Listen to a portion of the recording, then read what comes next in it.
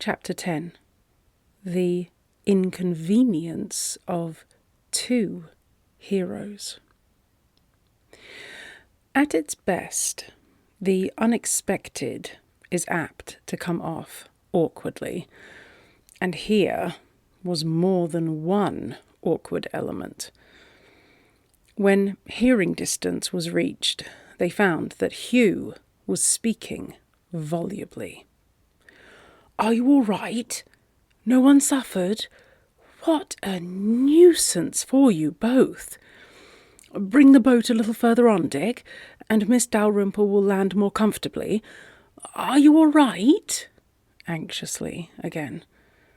"My dear fellow, we're in a waterlogged boat," Wareham called out. Not sorry that his words were truer than they would have been 5 minutes ago, for with his attention elsewhere, a good deal of water had leaked in. "Horrors!" cried Hugh, pressing forward, and ready to jump in to the rescue. "Is Miss Dalrymple wet?" "I'm afraid so." Wareham was cool again, outwardly. "Here, take this rope. Now, Miss Dalrymple, your foot here. So. You are cramped. Do not hurry. We shall not be swamped just yet." He managed to put his hand for her to tread on, while Hugh eagerly helped her. In another moment, men and all had scrambled on shore, and Hugh was shaking hands violently with his friend. "I never was more annoyed than to hear what had happened. But I felt certain you'd come on, and have been on the lookout all night. They shouldn't have left you. It was too bad. Miss Dalrymple, are you sure you are not cold?" "I am sure of nothing," said Anne, speaking for the first time. "May I inquire what extraordinary chance brought you to this place?" She looked rather amused than vexed. "I heard you were here." "How?" "Wareham, like a good fellow, telegraphed." Anne darted a look at him. He stood helpless. Explanation was impossible. She said only, "Oh."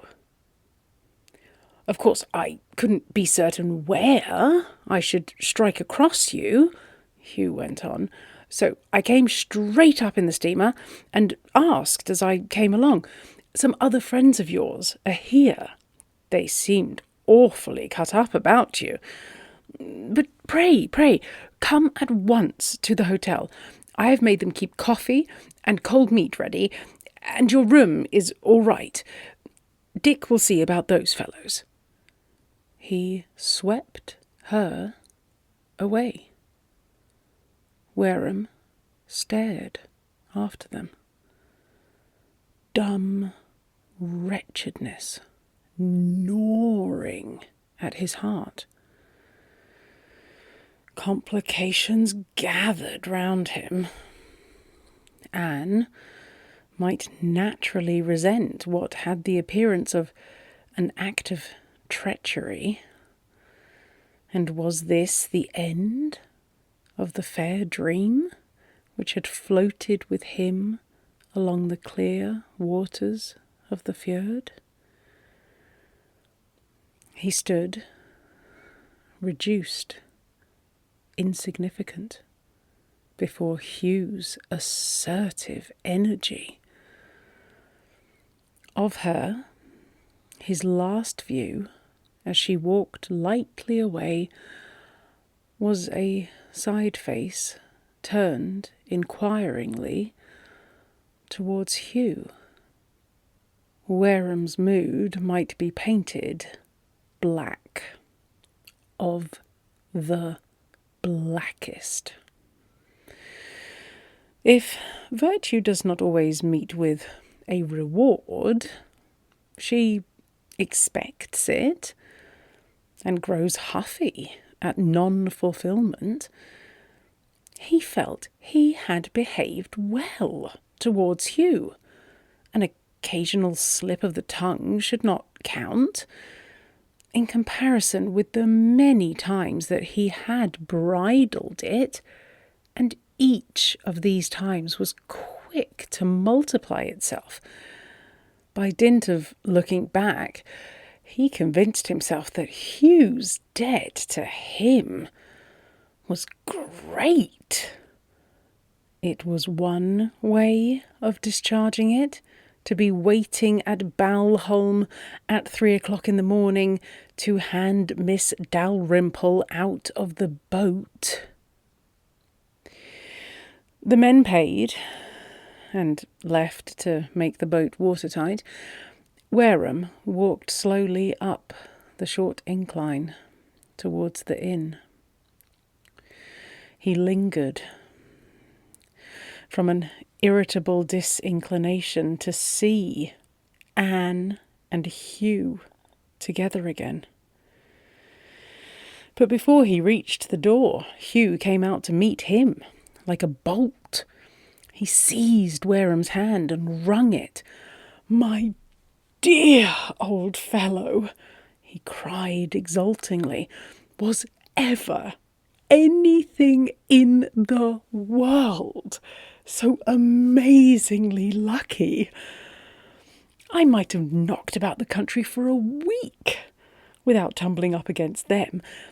And of all the blessed moments for a man to arrive just when she was a bit sore at their want of care." As Hugh paused to contemplate his good fortune, Wareham thrust in a question. "What on earth made you go in for such a," he would have liked to have said preposterous, but left it out, "hurricane dash across the seas? What else would you have expected when I had your telegram? Wasn't I just wild to get word with her again, and saw no chance of it? Look here, what food there is waiting for you in there. Come and eat. I got to talk to someone about it all, and I'm not so unreasonable as to harangue a hungry man. More sleepy than hungry. Well, you must eat before you turn in. Has Miss Dalrymple had some food?" Hugh laughed joyously. "Do you suppose I didn't see that she had all she wanted? It's gone up to her room, of course. She's got to pay that tribute to Mrs. Grundy. Here you are. Now, what'll you have? Here's the landlord himself. Beer, sausage, kippered salmon, marmalade, coffee." Wareham made a selection. Hugh rattled on, helping himself meanwhile. "I believe I'm as hungry as you are. Meat in this country is uneatable. Or was yesterday," he added, with an exulting fling at his own change of mood. "But I can't understand that it isn't the orthodox breakfast time. I suppose one must go to bed, but I shan't sleep, not a wink. I say, old fellow, it was awfully good of you to send me that telegram. Awfully. And now you've seen Anne. Anne? Is she Anne again? She's never been anything else in my heart. Now you'll understand. Enough to throw a man off his balance, wasn't it? To think of losing her. She's splendid. And to tell you the truth, I've been fretting myself with the idea she might be annoyed at seeing me here at her heels. Well, try the salmon. No? You'd better. What was I saying? Oh, I believe she was rather pleased than otherwise. Women are not to be counted on. They'll fight you, but they like to be taken by storm. Wareham agreed with a groan, thinking of himself in the boat. Hugh went on. She didn't seem a bit vexed. But, as I said before, I couldn't have chosen a better moment if I'd waited a year. Selfish pig, that Mrs. Martin. I don't believe she cared one halfpenny. Those other people, Ravenstones, Ravenhills, what are they called, were twice as feeling. The mercy was that it was you, old fellow, and no other man, who was with her. It was impossible to keep back a sharp why. Hugh laughed.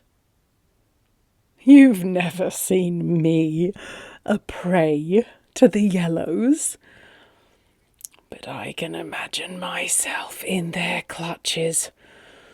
Another man would have meant possibilities. No, I'm grateful. Wareham had a horrible impulse to cry out, "Fool!" and this to his friend. Instead of it, he said, "You'd better bottle up your gratitude till you know it's due." He would have liked to let out more, but how? I'm not afraid. And I tell you what, I'm glad for another reason. You can't have seen her for all these hours without understanding something of her charm. Where are your prejudices now? But I won't reproach you. You've done me too good a turn. By Jove, it's hard work waiting, even if only a few hours. He had his elbows on the table, his chin in his hands. Wareham pushed back his chair and stared at him with something of the feeling of a man who, worsted, yet will look his fate in his face. He knew his age, 28, but never before had he seen him as the very incarnation of youth. It could be read in every line, in the twist of his shoulders, in the spring of his thick, wavy hair, in the attitude, half comical, half petulant. He was tall, and his shoulders prognosticated size, fair as a northerner, and clean-faced, grey-eyed and wide-mouthed. Wareham, with 30 not long left behind him, felt an absurd envy of his 3 years' advantage. He stood up suddenly. "Look here, Hugh. I'm done. I'm going to bed." "All right, old fellow. You do look a bit seedy.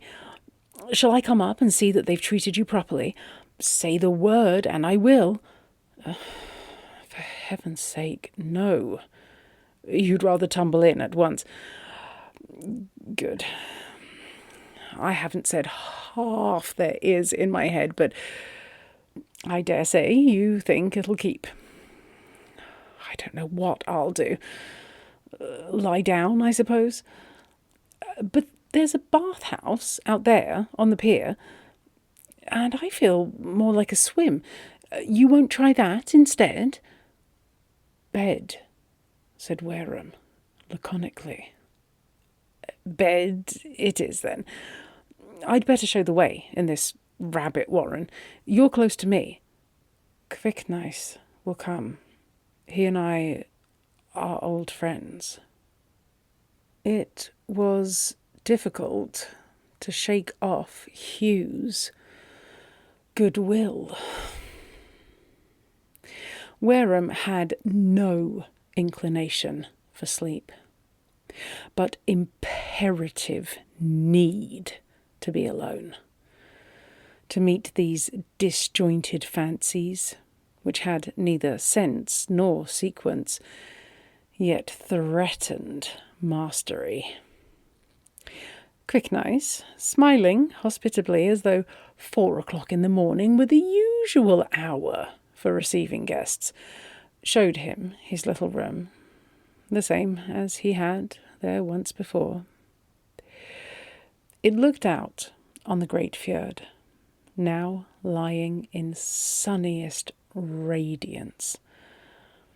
Evidently, Hugh, from the next room, had spied the boat coming over the waters and timed his own departure to the landing place. Wareham decided, with a grim smile, that Anne doubtless credited him with a night watch on the shore.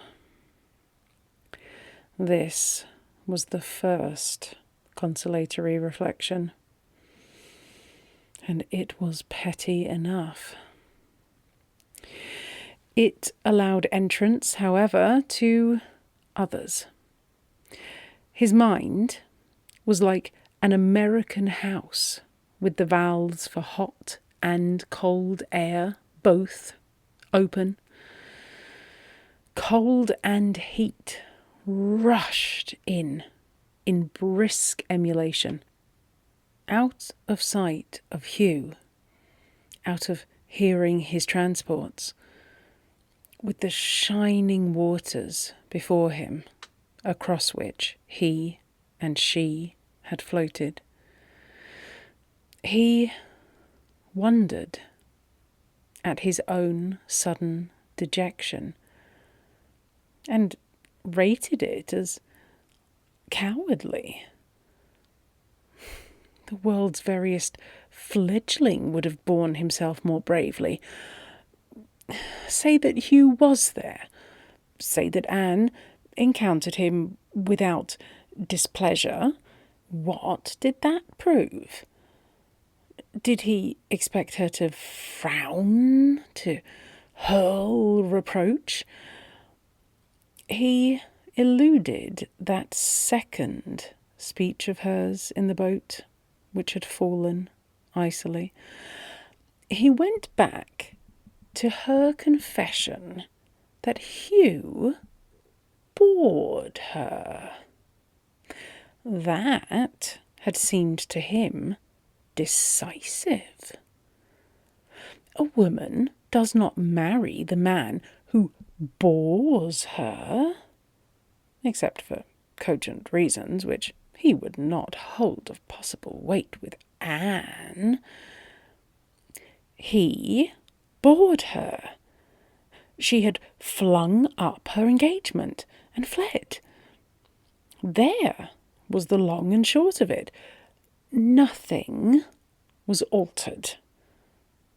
And out jumped 100 excellent little arguments protesting that nothing ever should alter. But the worst of these jack-in-the-box puppets is that a very little sends them in again. Opportunity, golden opportunity, had been his when his hands were tied. Would she ever come again? How was Anne to know what point of honour checked words looks? If she did know, there was the rub. Would she accept it as valid reason? Down, dismally down, went the poor puppets, one after the other. She would not.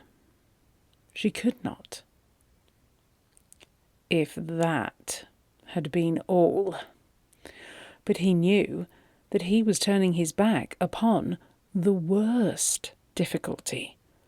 What would happen when the unconscious Hugh received that letter, which was off on its travels after him, and which sooner or later must come into his hands?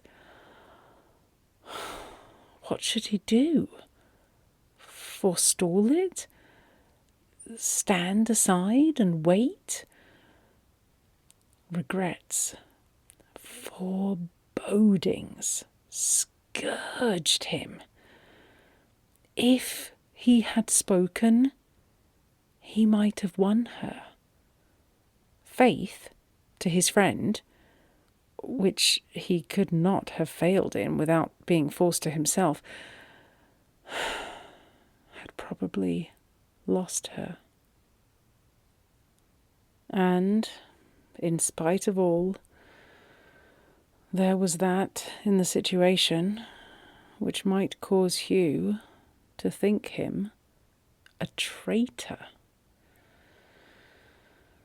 The varying sensations of the day had battered him into a condition more nearly approaching exhaustion than he knew. Sleep came before he had formed plans for his waking, and he was only aroused by Hugh thundering at his door. "Slept well? So have I. Like a top. Come along, down to the bathhouse." Wareham dispatched him with promise to follow. Waking, as often happens, had brought decision, so that he shook himself free of the foggy doubts which beset him a few hours before. There could be no question of Hugh's prior rights. He had nothing to do but to stand aside and hold his tongue. As for the letter, it must be left to its fate. Long before it reached Hugh, that impetuous young man would have carried or lost the day. And Wareham had sufficient faith in his friend's warm-heartedness to believe that he would understand too.